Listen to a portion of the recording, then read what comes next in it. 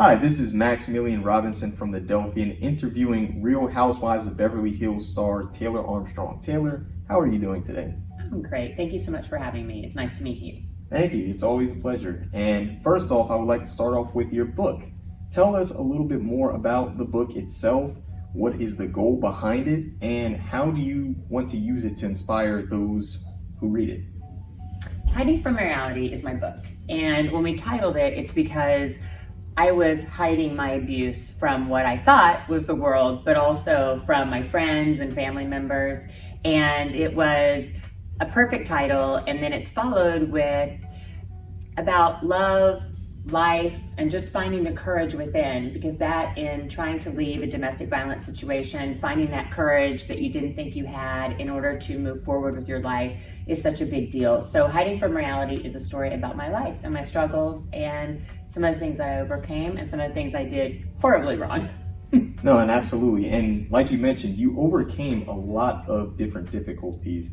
And if you're comfortable, could you please a little bit explain more about those difficulties that you mentioned? Because if we can recall, your ex-husband, if I'm correct, committed suicide. So I was a little bit curious to know more about that situation, how you were able to overcome that, and how you were able to get to where you are today.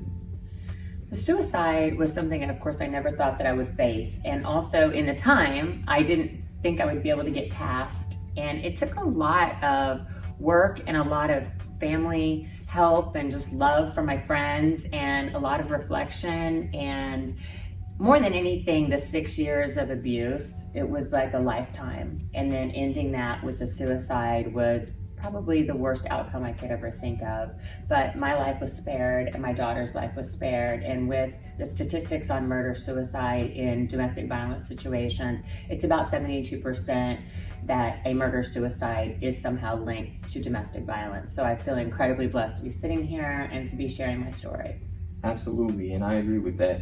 I have been asking around, and the viewers wanted to know this question. How is your daughter doing?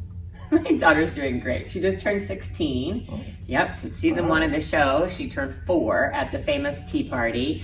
And now she's 16 and driving. And when people see her, they can't believe that that little girl was 4 on season 1. Absolutely. But she is a teenager, don't get me wrong. Okay, she has her moments. And those moments must be very intriguing to be around. Yeah. But knowing that you're a part of the Real Housewives of Beverly Hills, as a matter of fact, some of those viewers, one being my mom, is very into the show. So could you kind of explain what's the day in the life of being a Real Housewives of Beverly Hills star? Well, the day in the life when you're filming is incredibly busy. They film us at our homes, and then they film us in the interviews when we talk bad about each other, behind each other's backs. And then we do a lot of fun stuff together that never makes the air, because obviously it's about the trauma and the drama and all of the arguing and all of that. But behind the scenes and even in front of the camera, we end up having a ton of laughs together and a lot of fun. And the original 6 of us are real friends, and we went through so much together. Season 1, we had a divorce. Season 2, we had a divorce. Season 3, we had a divorce. We had the suicide, my abuse. So we are definitely bonded, and that will never leave us.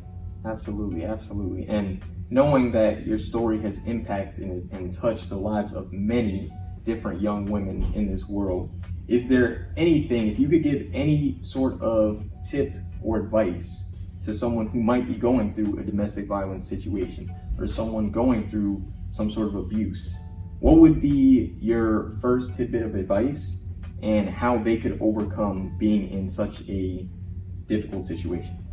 Well, I hope today I'm going to give a lot of information on how to know and really identify if you are in a domestic violence relationship, be it verbal, emotional, financial, physical. There's so many different aspects to it.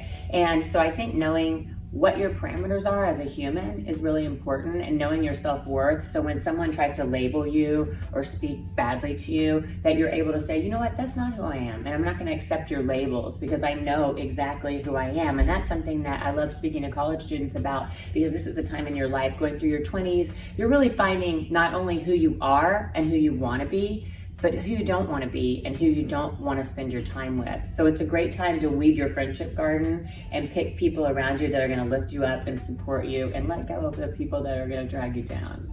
Oh, that's incredible. And Taylor, I can't thank you enough for this interview. Pleasure to meet you. It's truly an honor and a privilege. And make sure everyone, please go check out her book.